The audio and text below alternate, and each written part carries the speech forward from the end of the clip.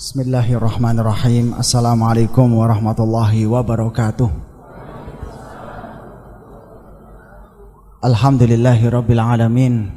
Wassalatu wassalamu ala sayyidil anbiya'i wal mursalin sayyidina Muhammadin wa ala alihi wa ashabihi ajma'in. Amma ba'd.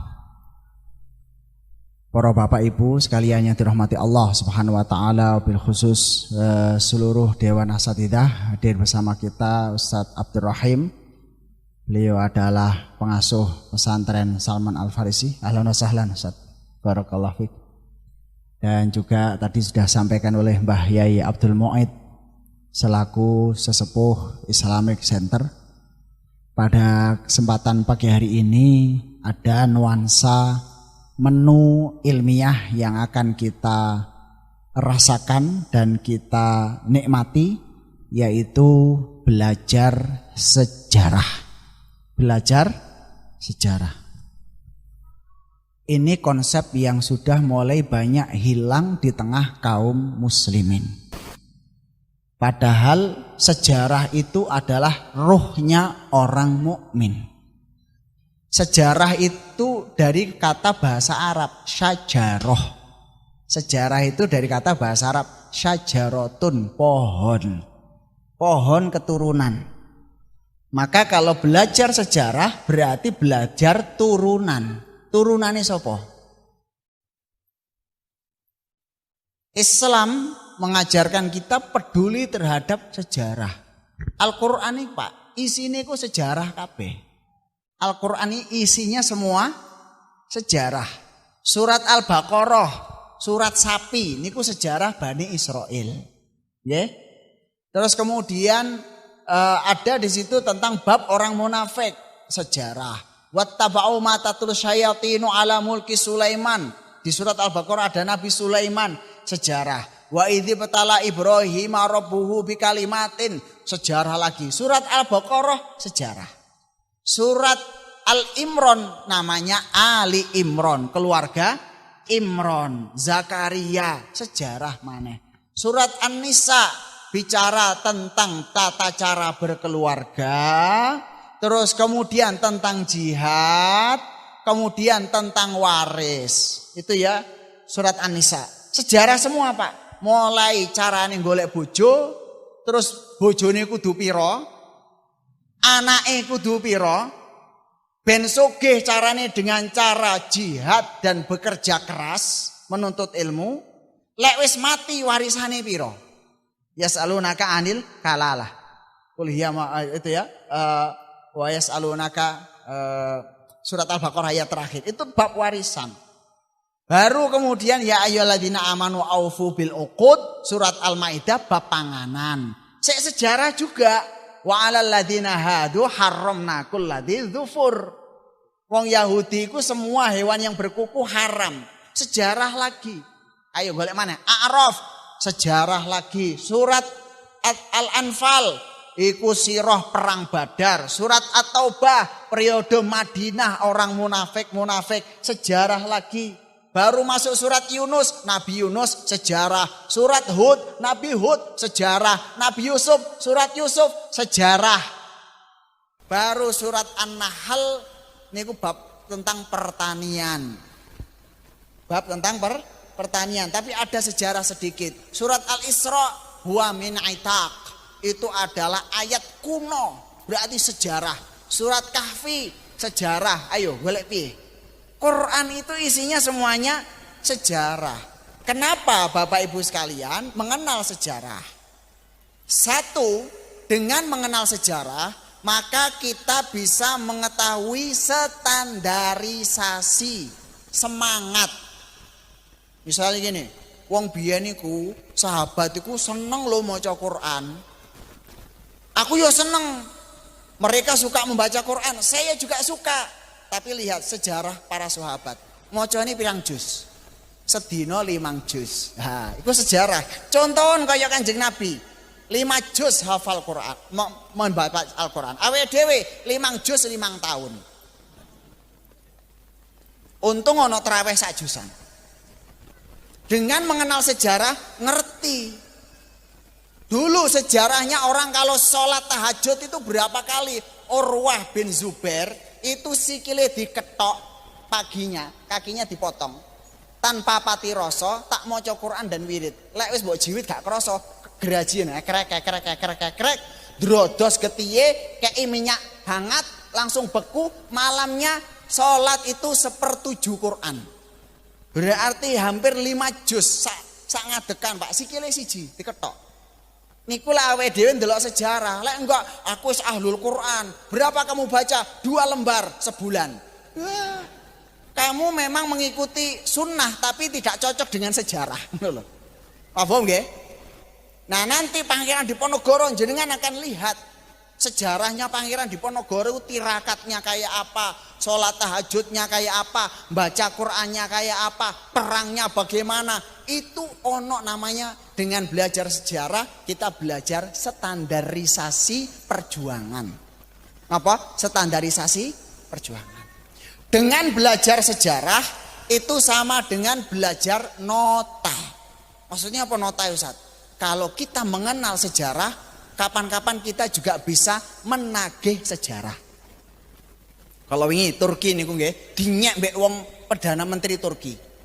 Perdana Menteri Prancis ngenyek Turki ning khutbah kepresidenan. Wawancara kepresidenan. Ngenyek lah opo Turki wis pokoke ngenyek sing elek-elek lah. Mari ngono Erdogan mek nggawa kertas. Delokan nih Perdana Menteri Turki, delok niki ono nota iki. Awakmu biyen utang kan saiki gak nyaur. Meneng Pak langsung Pak. Wis gak usah kakek dibantah. Iki loh, karena Turki itu pinter nyimpen sejarah Sat. Nota itu. Maksudnya Ustaz, maksud kula ngeten, ke depan lah awake belajar sejarah Pangeran Diponegoro, itu bukan masalah sederhana Pak. Pangeran Diponegoro niku bukan berjihad di Indonesia, tapi dia berjihad melawan kolonial dunia Pak. Jadi Pangeran Diponegoro itu perang mbek wong donya sak donya, memang londo, tapi wong sak donya iso menang mek 5 tahun. Ditangkap dan semua itu bukan babak pertandingan itu. Babak kelicikan, tapi lek tanding menang. Apalagi di sini ada Raden Mas Said. Juga sama 1725 sampai 1795 yo perang. Maka Pangeran Diponegoro niki rada maksa-maksa sithik ya kepada Ustaz Salim. Pangeran Diponegoro iku loro, Diponegoroin gitu loh. Seperti yang Umaroin. Ada 2 Pangeran Diponegoro. Satu Raden Mas Said memulai jihad kelahiran tahun 1725 yang ada di Karanganyar iki. Wah, ngaten. Pendekar juga, Pak. Perang itu berapa puluh kali, hampir 50 kali perang. Kopassusnya, ahli snipernya adalah Sri Kandi 140 sniper itu adalah ibu-ibu. Macam-macam ibu-ibu. Melaknung kini manah iku menangan. Dulu snipernya Raden Mas Said itu adalah para ibu-ibu. Pasukan perangnya itu, Pak. Londo kalah terus. Setiap perang minimal 600 mati, 500 mati. Ini Pak. Maka yang memberi gelar itu gubernur Belanda. Iki duduk menungso iki. Iki ada samber nyawa. Lek perang mesti nyawani wong liya mati. Londo iku lagi petuk watuke samber nyawa langsung mati yo, Pak. Saking wedine ini. Nah, terakhir kita lihat sejarah nota. Setelah sampai kita mempelajari perjuangan Pangeran Diponegoro yang sekarang ini adalah semua barang-barangnya berada di Belanda sana, tapi yang lebih besar kalau kita belajar sejarah Nusantara, Indonesia itu negara yang kaya. Notanya ada di sana semua. So mben lek wis kecekel kabeh, Pak. Eropa iku duwike iku nglumpuk ning Karanganyar kabeh. Ana notane kabeh kok, emas yang ditumpuk-tumpuk stempel det Pangeran Diponegoro, det Raden Mas Said, det Mataram, ngoten lho, Pak. Jadi somben itu tinggal ahlan sahlan. Fadhal langsung aja. Nah, temu satu.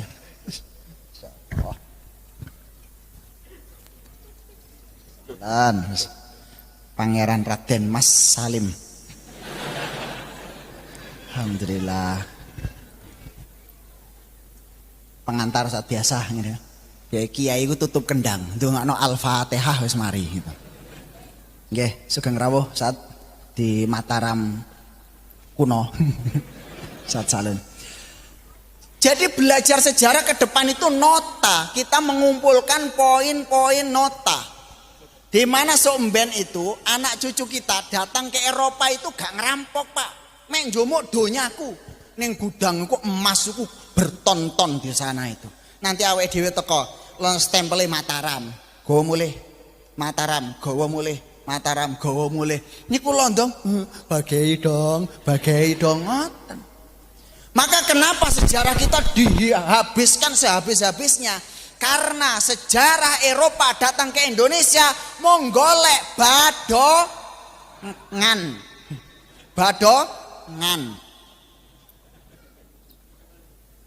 Dan itu nanti harus kita ambil semua. Kok kasar Ustaz? Ya ngrono wong ngragas kabeh wong kono iku.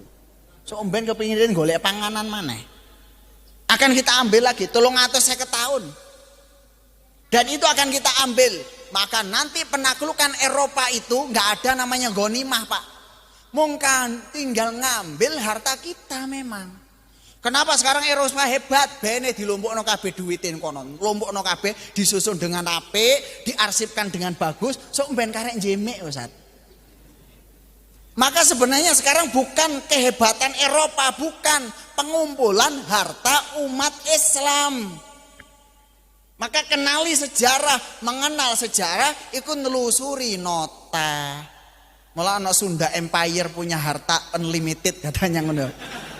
Iku duduk sebenarnya yang punya nota itu Ustadz Raden Mas Salim, insya Allah ya, Mataram punya semua. Kapan itu dimulai? Saat muncul generasi ahlul Quran.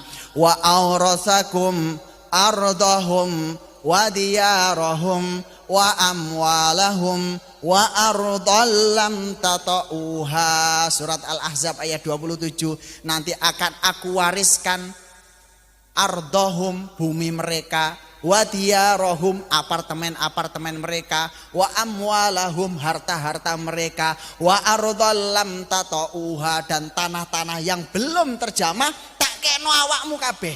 Kamu kelola semua. Mulane siap Karanganyar dadi wong pinter. Anak cucu kita harus pandai.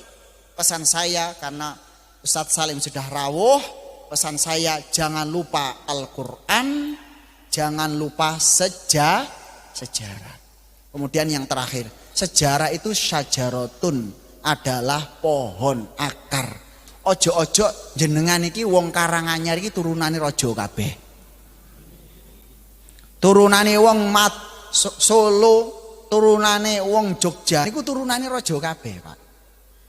Maka inni ja'ilun fil ardi khalifah. Aku jadikan kalian di muka bumi ini bukan manusia, raja. Kalau kesadaran itu dipegang, tenan sampai dadi raja kabeh.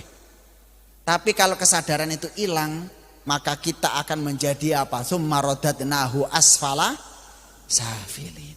Monggo, insya Allah mudah-mudahan dari hasil kajian Pangeran Diponegoro ini, kita semuanya akan mengikuti semangat Pangeran Diponegoro. Anak-anak kita akan lahir menjadi Pangeran Diponegoro, Pangeran Diponegoro yang baru.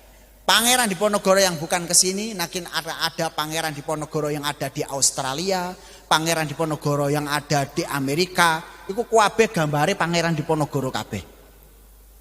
Halo? Siap Bapak Ibu? Perjuangan Pangeran Diponegoro belum selesai karena beliau hanya merintis.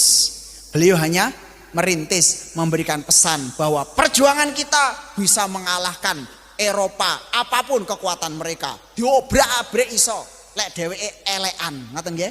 Mudah-mudahan ke depan akan hadir Pangeran Diponegoro yang hafid Al-Qur'an, dai, mujahid, hafal matan Abi Suja, ya, kemudian berangkat ke Eropa. Amin ya robbal alamin. Saya kira demikian dan alhamdulillah mumpung ini belum tentu seumur hidup sekali ini bertemu dengan Ustadz Salim, wekdal dalam Sumaang.